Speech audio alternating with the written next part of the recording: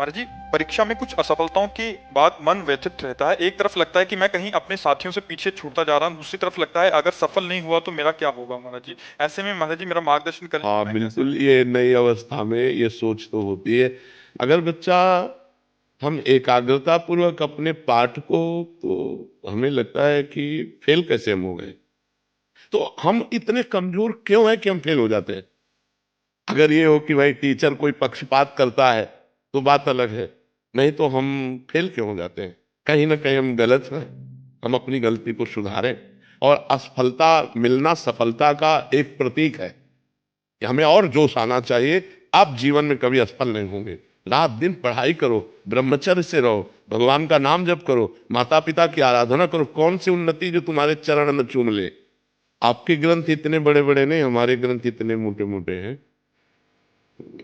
स्वाध्याय हर चीज का 10 साल पहले पढ़ा होगा, अगर वो बात पूछोगे तो अभी 10 मिनट में पूरी उसकी व्याख्या करके बता देंगे। अगर आप प्रयासरत हो, प्रयत्नरत हो, तो अपने विषय में असफल कैसे हो जाते हो। या तो आप ब्रह्मचर्यहीन हो रहे हो, इधर उधर प्रपंच कर रहे हो, अपनी पढ़ाई से विमुख आचरण कर रहे हो, मनोरंजन कर रहे हो। नहीं तो बच्चा, अपने चैप्टर को हमें 1 साल दिया जाता है, 1 वर्ष दिया जाता है अपने चैप्टर को कंठस्थ करने के लिए, पुष्ट करने के लिए। कितनी पढ़ाई होगी।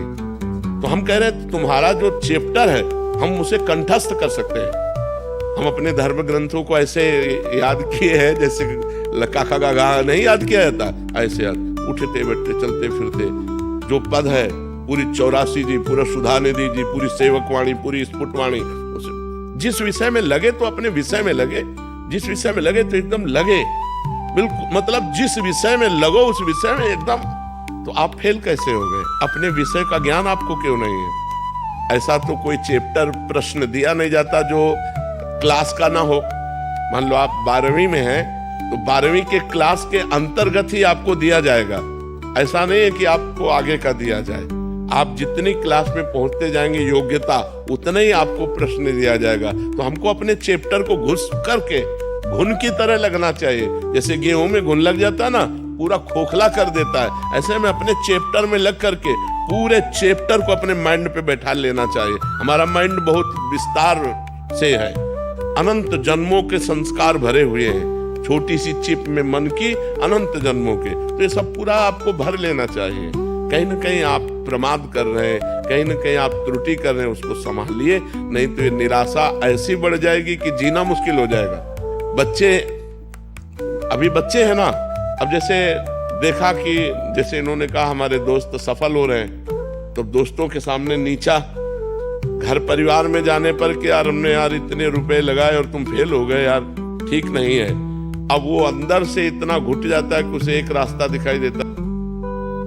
ऐसे कोटा में बहुत से बच्चे जो करते हैं उसका कारण है कि उनको एक रास्ता नजर आता है कि अब मित्रों में कैसे जाऊं और घर के परिवार वालों को कैसे मुंह दिखाऊं। हर जगह ये आता है कि फेल फेल फेल, तो इससे अच्छा है कि हम कर लेते। कोई रास्ता थोड़ी है। आप भूत प्रेत बनोगे, फिर नाना प्रकार के और दुख भोगोगे। हमें चाहिए कि हम अपनी गलतियों का सुधार करें। मोबाइल में रील देखने में समय बर्बाद ना करें, गेम देखने में बर्बाद ना करें, गर्लफ्रेंड बॉयफ्रेंड वाली झंझट में ना पड़े, इस प्रपंच में ना फंसे।